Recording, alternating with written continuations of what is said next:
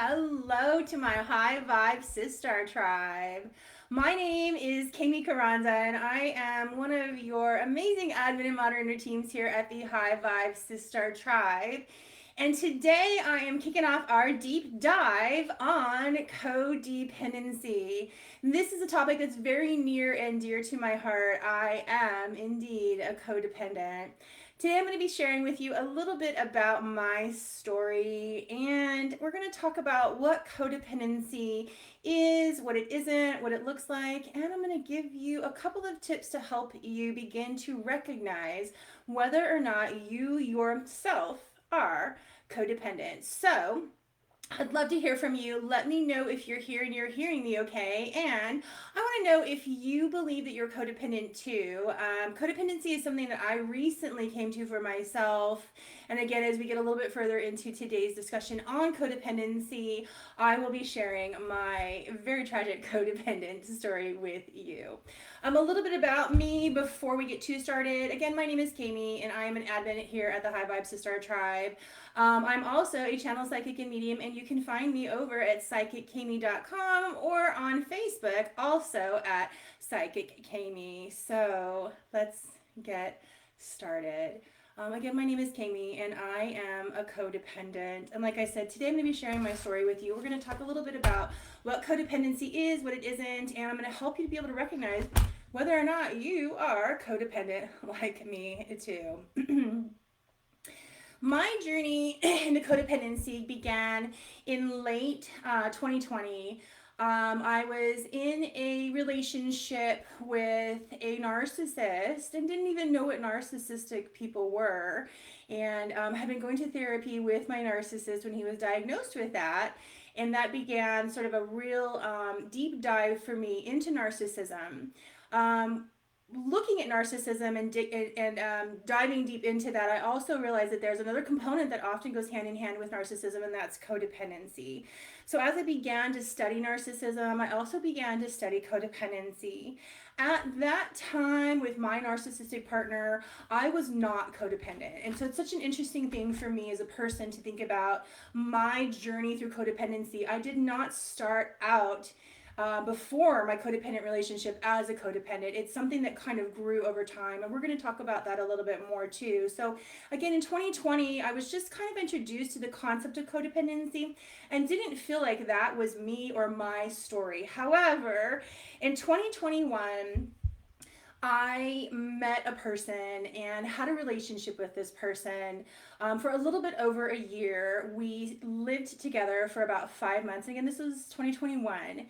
My person was an alcoholic, and he had severe childhood and adult trauma. And if any of you know anything about narcissism, alcoholism, and things like that, usually childhood trauma goes hand in hand with both of those things. As a healer, when I met my person, my alcoholic that I had the codependent relationship with, as a healer, I specialize in childhood trauma and sexual trauma. And for me, when I met this man and we began a relationship, I thought, what a wonderful opportunity for me as a healer to be able to give this person the gift of freedom from trauma, and what an opportunity for him to give me a gift too of love. I really felt that spirit brought me together with my alcoholic because he needed healing. But little did I know that I needed healing too. Again, I didn't realize that I was a codependent until I had gotten into this relationship with the alcoholic, and I really needed healing too. Very quickly, and without being asked by my alcoholic, I took on his healing myself. Again, as a healer, I felt like, wow, the universe had brought me this person. It's my responsibility. Not even almost, I really took this on as my responsibility to heal this person. Hi, Ashley. To heal this person. He didn't ask. He did eventually, but I took that on as myself. And that's something that's really key to codependency is when we find ourselves taking on the responsibility for other people's healing. That's one of the keys. But quickly, because I took on this responsibility of healing his trauma, healing and working with his alcoholism, healing his childhood sexual trauma and his adult trauma, again, it became my responsibility. And very quickly, the relationship shifted. The relationship shifted from how are we today to how are you today, my alcoholic partner? How is your emotional state today? How is your urge to drink today? Like every single day became about him. And every single day became less and less about me. And that's also a characteristic of codependency, is when you find yourself getting lost in your partner or your situation and all of your focus and attention goes on them, that's when you know that you're really, really deep in codependency. So rather quickly, again, like I said, it became less and less about me and us, and it became more and more about my partner. And in a healthy relationship, I wouldn't have just checked in on my partner every day. I would have checked in on myself, and that's something that I had done before the relationship started. But again, as time went on, I became less and less in this relationship. And again, this is the essence of codependency.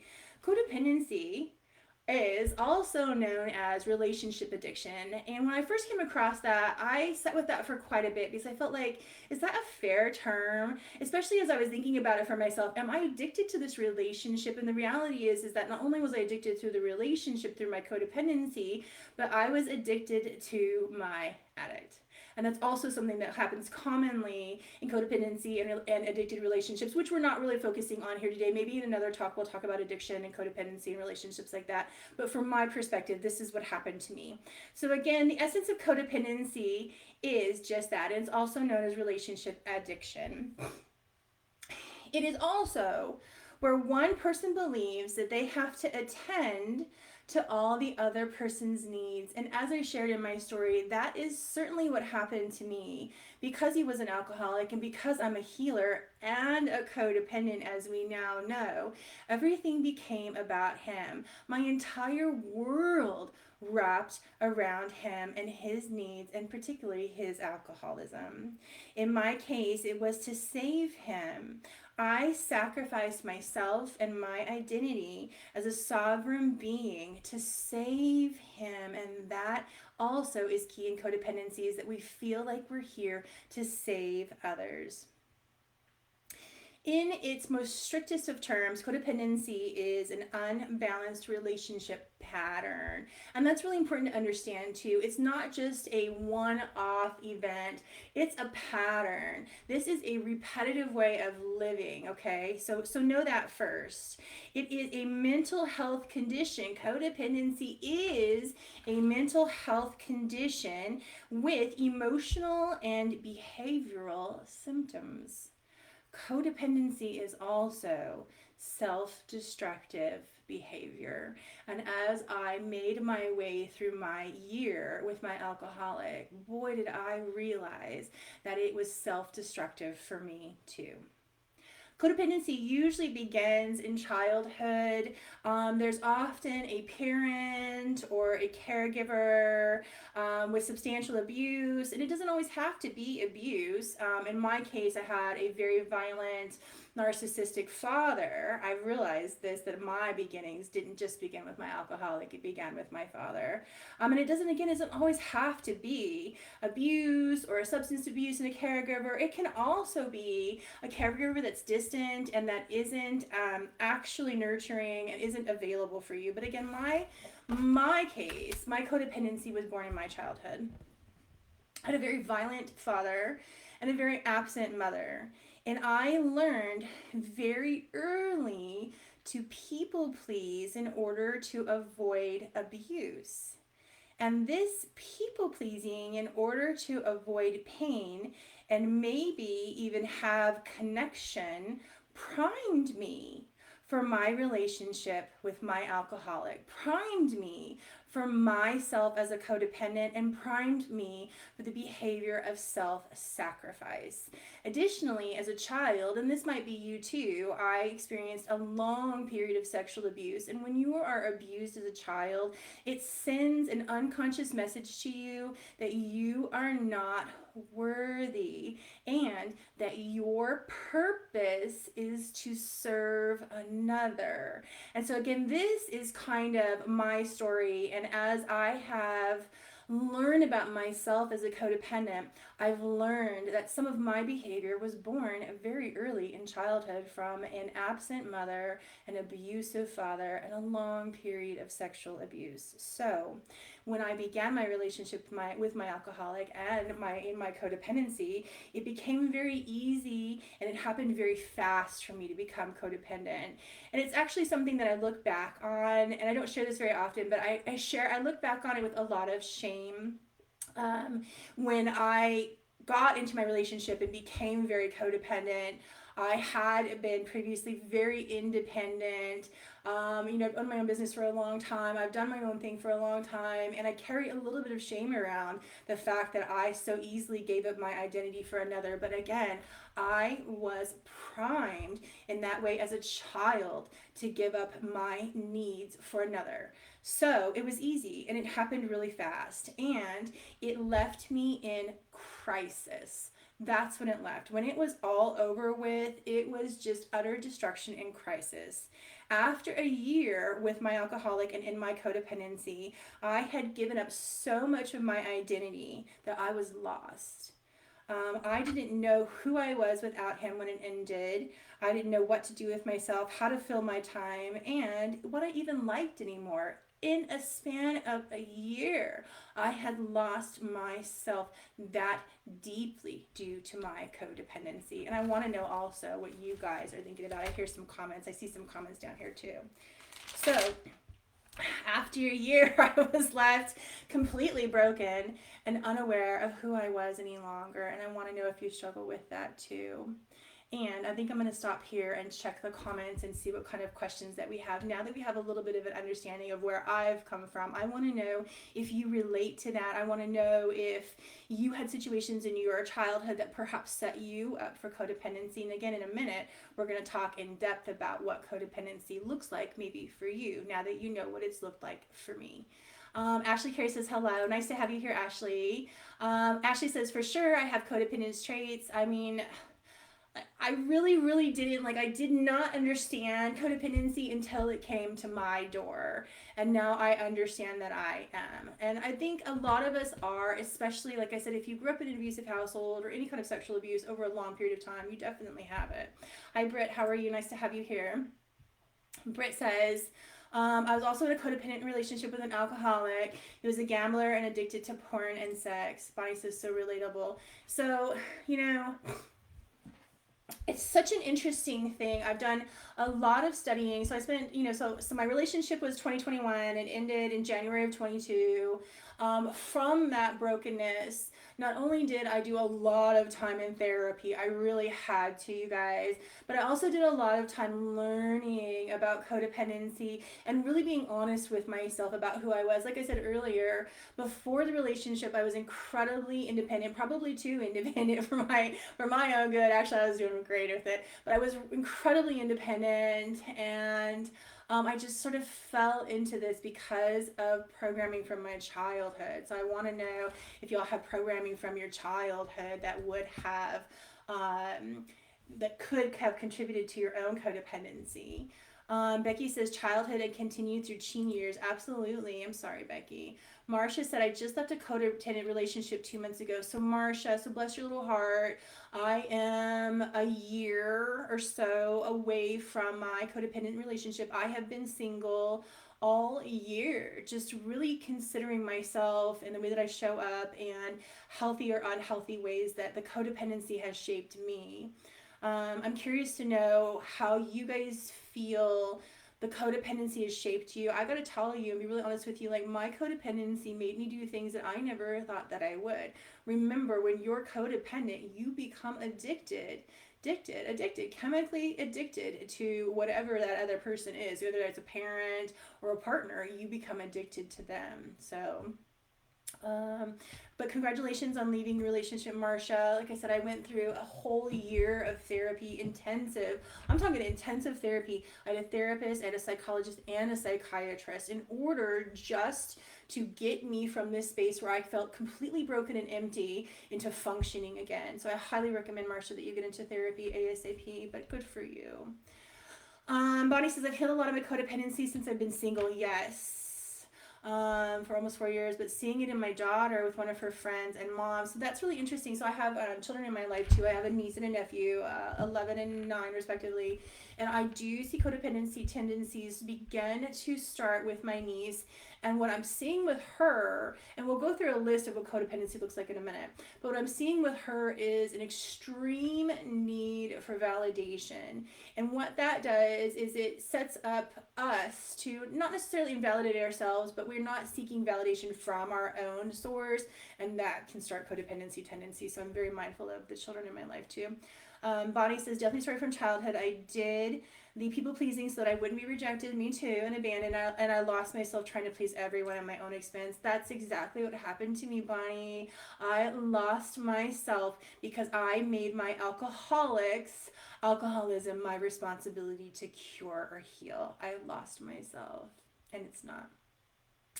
Marcia says definitely will be doing therapy. Absolutely. A lot. So there's also we are doing a series here in the group. My chat is not the last. The coming chats after this are going to be lots and lots focused on healing and things like that. So Marcia, I really suggest that you make yourself as going to these chats and attend them. I hope that you all find some healing there. Tiffany says, I found that my time alone over 3 years has brought new freedom and it's hard to replace. That's how I'm beginning to feel. I am almost a year into the separation. The separation happened January 28th of last year. So I'm almost a year in, and I'm just now beginning to find my sense of self again, my sense of freedom again, like what is bringing me joy. It left me completely empty after my codependent relationship. And like I said before, like this was the first time that I've noticed that I was actively codependent. I'm sure in the past I was very, very codependent as well. So I want to take a moment and I want to go through with you a list of codependency traits. These are things that you may find yourself behaving as if. So let me know. So there are, let me see how many of these little characteristics there are here. And I want to know of this, how many, there's not too many to keep track of, there's 11. Of these 11, how many are you actively doing now? I want to know if you're actively doing these things now because that means we're codependent now. You ready? First, number 1, there's 11, keep track. I must agree with you, and you must agree with me. These are traits in how codependency is actively showing up in our lives. I must agree with you, and you must agree with me. I need you to feel okay in order to feel okay with myself. I did that one a lot with my alcoholic. How are you feeling? You're not feeling okay? Well, I'm not feeling okay then for you. I did that a lot. I worry about you more than I worry about myself. I am also incredibly guilty of that. I worry about you more than I worry about myself. Another codependency trait or characteristic that you might be seeing now is we have to have the same goals and dreams in our relationship or our relationship is threatened. That one's really interesting to me because I do believe overall in order to have a successful relationship, you want to have the same goals and dreams. You want to be working towards the same things. But when you give up your goals and dreams, that's when we have a problem, okay? Another characteristic of codependency, the way that you may be seeing this showing up today in your relationship is I lie to you and pretend I'm okay when I'm not. I'm so guilty of that. I did not want to burden my alcoholic with my own feelings of dissatisfaction and upset, particularly with him, because who knows what would happen then? Maybe there would, be a drinking binge. So another characteristic of codependency is I lie to you and I pretend I'm okay when I'm not. Another characteristic of codependency is I feel like I have to say yes all the time. And that was a big one for me. And that's been my focus actually through my first year of sort of rebuilding myself through my codependency relationship is I have begun saying no to things that don't feel good to me. I couldn't do that when I was seriously and deeply in my codependency. Another characteristic is when you are unhappy with me, I fall apart. Okay, so I'm guilty. I'm guilty of that one. I'm guilty so bad of that one. I don't like it when you are unhappy with me. Like if I do a reading for a client, like it bothers me significantly. And the basis of that is really saying to you that the way that other people feel about me is the way that I feel about myself. So that's the key to that one. That's sort of the root of when you're unhappy with me, I fall apart. Another characteristic of codependency, you might be seeing this, is if I told you how I really felt, you would leave me. Isn't that interesting? And so what that says, and the way that you may see that, is that you see that as stuffing your feelings, and you may also have a large amount of resentment for the person that you're in a codependent relationship with, particularly if you're in one with someone with an addiction or a substance issue. Another codependency characteristic or trait, is when you don't need me, I don't know what to do with myself. And that might have been a really big one for me as a healer. Like, I am needed a lot. And I love it. But in a relationship, that's not healthy. It's okay to need each other, but what's not okay is for us to not know what to do with ourselves if we're not needed, right? By other people, because the reality is that we're always needed by ourselves.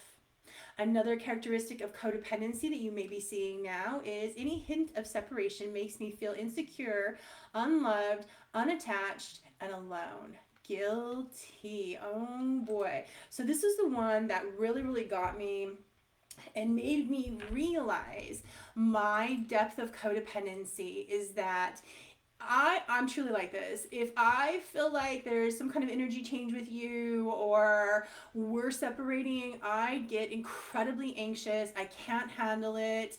I'm very insecure. I'm very like unattached, and I will act out. So this is how bad my codependency is. I will act out if I feel separation is coming, and you don't want to know how I act out. Lastly, and this is 11s, I hope you're keeping track, another hint of codependency is you must always tell me how you feel so I know how I feel. Remember, a codependent's sense of self is strongly tied to the person that they're addicted to. If you like me, I like me. If you don't like me, I don't like me. That's what the codependent says. So there were 11 characteristics. I'm curious to know how many of those you are in now with your relationship, if you're in a relationship. Bonnie says, awesome, helpful already. Okay, good. Britt says, can both be codependent. So let me just talk about that. My alcoholic and I had conversations about that too. And in a lot of retrospective, in his sobriety, he is codependent with me, and we are codependent with each other. In his alcoholism, it's different. He is very much more narcissistic, and I remained codependent. And in fact, it's in his alcoholism and his narcissism when he's an alcoholic, when he's drinking, that really brought out the very destructive. Remember, codependency is self-destruction. It really brought out the destructive tendencies in me. So, but yes, both people can be codependent. I don't want to speak too much on that, because honestly, when my alcoholic and I were codependent together, things were great. But I know that's not healthy. I know it's not healthy, and that's my codependency, to think that codependency is great when my partner is codependent too. That's how it works. It is literally a mental health disorder. Okay, Britt got you. Marcia says, I was the yes person. I put his problems before mine, and I would also lie about how I feel most of the time. Yeah, it was very difficult for me to reveal anything that I thought was going to rock the boat. I did not want to talk about it with my person. Let's see. Tiffany says, right on. Hey, Tiff, good to have you here. A realization, oh man, about our truth as individuals. Wonderful. Britt says, gotcha, not healthy. You're welcome. So, okay, so now I want to talk to you a little bit. I want to switch gears a little bit. I have got a list, so get your little pencils and papers out. I've got a list, a quiz that we're going to go through of 22 things, excuse me, that if you answer yes to these, you might be codependent. So get your list out, or get your paper out, get your pen out, count on your fingers, whatever it is. Let me know when you're ready, and I'm going to go through this quiz, and we will talk about whether or not you feel you're codependent. Sharana says, I've had too many on that list. I'm starting to recognize more, so I change it. Sharana, that's really powerful. It was a pivotal moment for me when I understood and accepted my little independent self that I am codependent. It was a pivotal for me. So I hope it's a pivotal for you, Sharana. Let's work on that this year together. Daniela says, so again, get your paper and your pen out. I'm gonna give you a quiz, and we're gonna figure out if you're codependent or not. Danielle says, I just realized in 22, after being with my spouse for 22 years, that I'm codependent with him. I noticed I was exhibiting most of the codependent characteristics that you've shared. I was lost. I lost who I was, and I had a lot of anxiety. Oh my God, I had so much anxiety. In the last few months, I am working on focus more on myself and figure out who I am and what I like and what I want. For years, I never did that. Bravo, Danielle. Well done. I want to know if you're still with your spouse, though, because it's one thing to work it out when you're alone, and I'm really curious to know how you're getting that strength if you're still with your spouse. I could not work out my codependency and be with my addict. Okay, so we are ready. Here is a quiz. These 22 things, if you answer yes to some or most of these, you're probably codependent. You ready? Number 1. You give in relationships more than you get. That's me. I'm guilty. That's number 1. I should write this down too. Number 2, you have a hard time disturbing the peace. We talked about that. That's definitely me. I don't like to rock the boat, that's for sure. Number 3, you are a people pleaser. Guilty. Number 4, you feel compelled to take care of others. You feel compelled to take care of others. Number 5, you have poor boundaries. We're going to talk about boundaries actually on the 22nd. I'm going to be giving a real good chat on boundaries. Number 6, you stifle your own thoughts and opinions. And I would add to this your own wants and needs too. You stifle your own thoughts, opinions, wants, and needs. Number 7, you are often taken advantage of or taken for granted.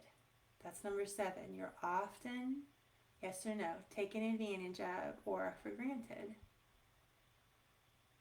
Number 8, in our quiz of codependency, you have resentment for not being praised for all that you do. I had that.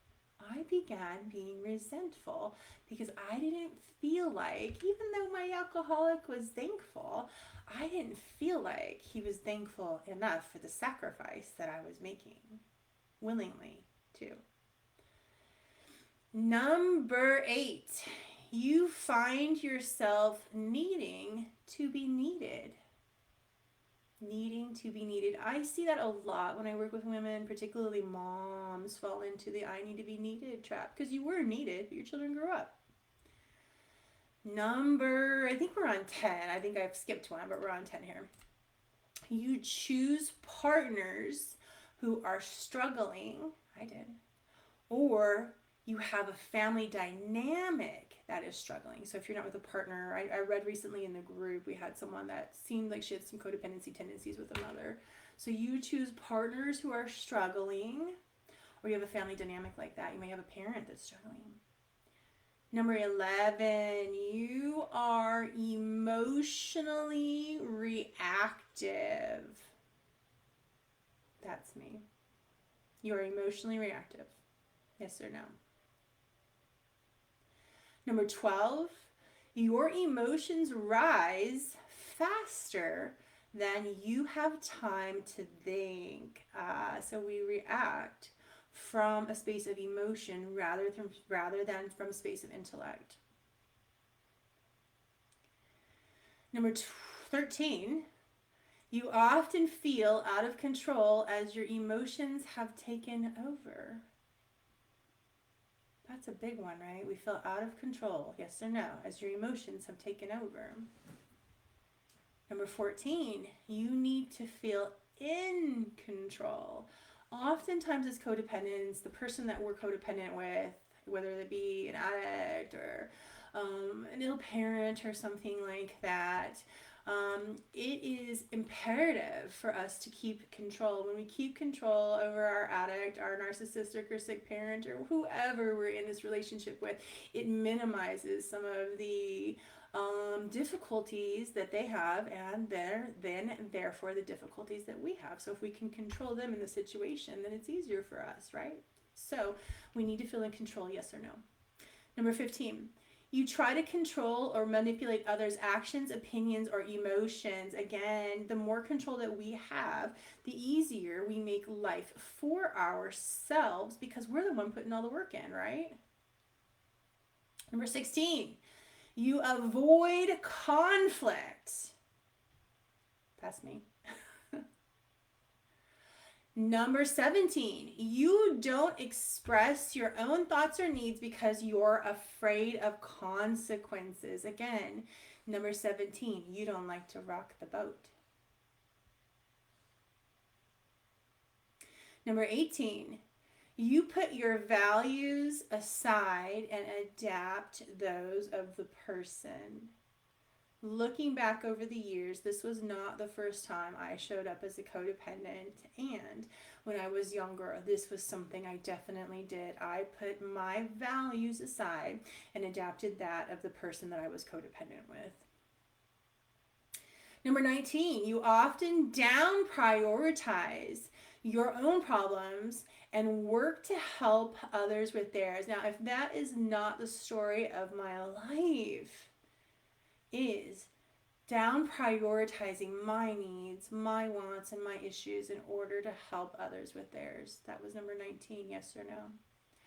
Number 20, you have low self-esteem or a low sense of self. Yes or no?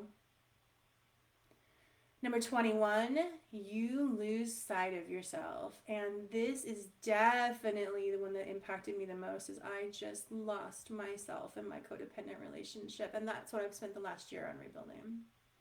Yes or no? Last but not least, number 22, you feel lost. You feel lost. And again, that was something that was a major outcome for me when I left my codependent relationship, is I was just completely lost. I didn't know what to do with myself, how to fill my time. I'm still struggling with that. I don't even know what I enjoy any longer. So I was lost. So that was our quiz of you may be codependent. I'd like to know, of those 22 questions, how many of those you answered yes to. I'll post those questions again for us in the group shortly after this chat, but I want to know how many you answered yes to. I'm probably a yes to about 17 of those. I'm pretty codependent. So let's cruise the comments here and see how many of those questions you answered yes to. Ashley says, if you're giving up your full self for something or any amount of praise or gratitude will never be enough. This feels absolutely true for me. Girl, it's so true for me. Like, it's so funny because I willingly gave myself up for this. I willingly took on my alcoholic and the responsibility for healing him. I gave it up, but I was still angry and resentful that I didn't feel like I got in return. And the reality, and we'll learn this as we go through more talks during this deep dive, the reality is it's my responsibility to give that to me in return. That's the difference between codependence and independence, is it's your somebody else's responsibility to make me happy, or it's mine. And so that's an interesting comment, Ashley. Thank you for sharing. Daniel says, I'm still with my spouse. It's good for you, girl. And working on figuring out how to make the changes work in the dynamic. I honestly feel like by standing up for myself and setting boundaries with my spouse, it has helped our relationships. I would love to know more about that as you go through, Danielle. So, keep us updated in the group. Again, I'd love to know how that's working with you still in the relationship and switching your codependency. I couldn't do it. I had to be out of the relationship, and I still can't have anything to do with that.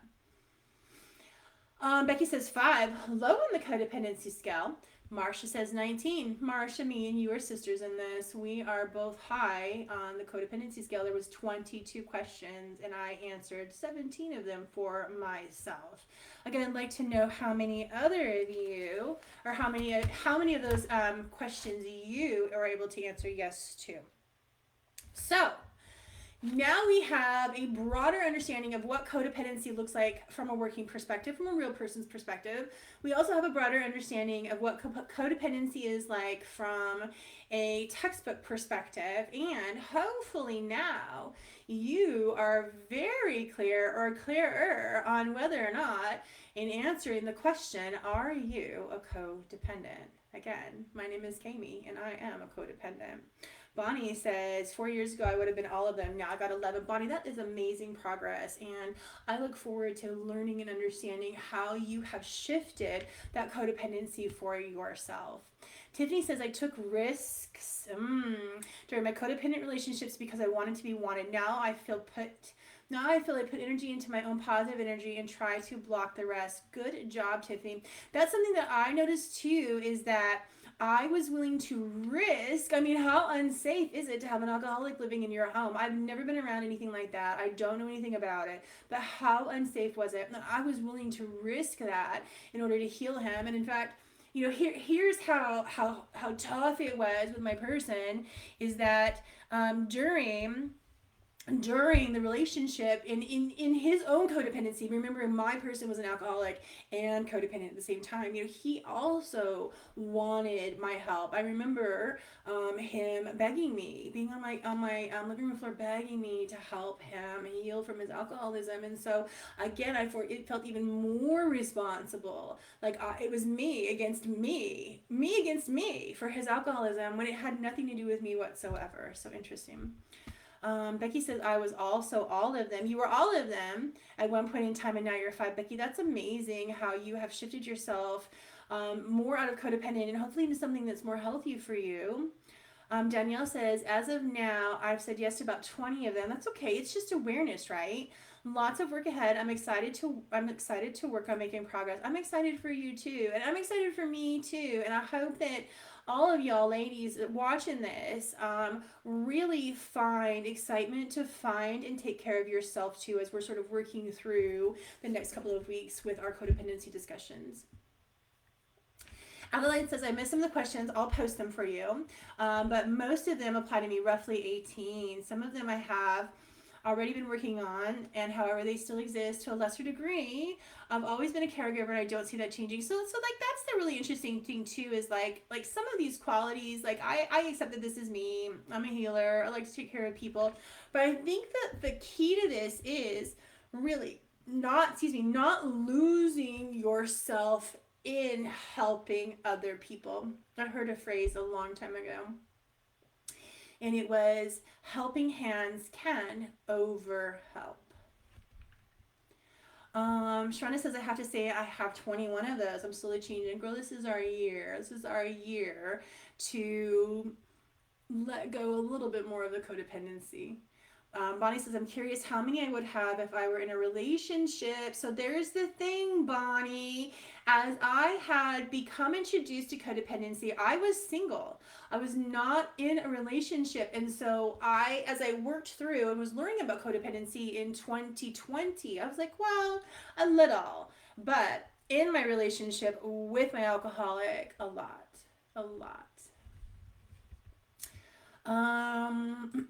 Bonnie says, perhaps I need to stay on top of that when I'm dating. Absolutely. And so I've recently begun dating again. And for me, like, I have had to force myself to be hyper aware of myself. And I've got to be honest with you, like, I still show up codependently sometimes with these men that I'm dating, and I still struggle with the boundary. I still struggle with my wants versus theirs. I still struggle with all of it. Attracting damaged people and being willing to go there. That's something that I think I'm really working on now too, as a single person that's sort of, meeting people and opening my heart up a little bit too. Is I've really, as we said earlier, codependency also usually comes with a lack of boundaries. And I have really, really learned to tighten my boundaries over this year, just last couple months, really, as I've been seeing people, not even a couple months, like a month. Really, to really tighten my boundaries. And one of the things that I have and to say to myself over and over again is that access to me is earned, not given. And as a codependent, I would have immediately given people access to myself because I just wanted to heal them. I'm out here being a good person, right? But the reality is that I'm not being a good person to me. Becky says, baby steps, making mistakes, learning through those mistakes, time alone, self help books. Becky, what's your favorite self help codependency book? I was telling my mom or somebody else, they had said something. I can't remember who I was talking to, is in a relationship and they were feeling, gosh, I wish I could remember who this was. Like they had to walk on eggshells, and there is literally a book called Walking on Eggshells, and it does help you with codependency, particularly if you're, that book I think is geared towards people who are in relationships they're codependent, and then the other person has borderline personality disorder or narcissism. I think that book is geared towards that, but you will find a lot of codependence in relationships with narcissists. Okay, y'all. So I feel like we're probably going to wrap up here. I'm so happy that you guys were able to come today. I know that this was just the beginning, and hopefully, you were able to identify a little bit of information about yourself that you may or may not have known before. We are doing a really amazing deep dive over the upcoming weeks in this group about codependency. You will be learning how to heal your codependency. If you're in a relationship with a codependent, you'll be learning how to heal your relationship. You're learning how to heal and set boundaries with people. So this was just the beginning and helping us to get a basis and understanding of what codependency is. So make sure that you go over to the events section in our group and mark yourself as attending or going so that you get notices of when we are live in the group to continue our amazing and potent discussion on healing codependencies. Let me know what y'all think. I am going to post the quiz so that you can kind of think about it and go over it again. Are you codependent? Let us know what you think about that too. Looking forward to all of this sharing and healing with each of you. Again, thank you so much for attending today. Lots and lots of love for each of you.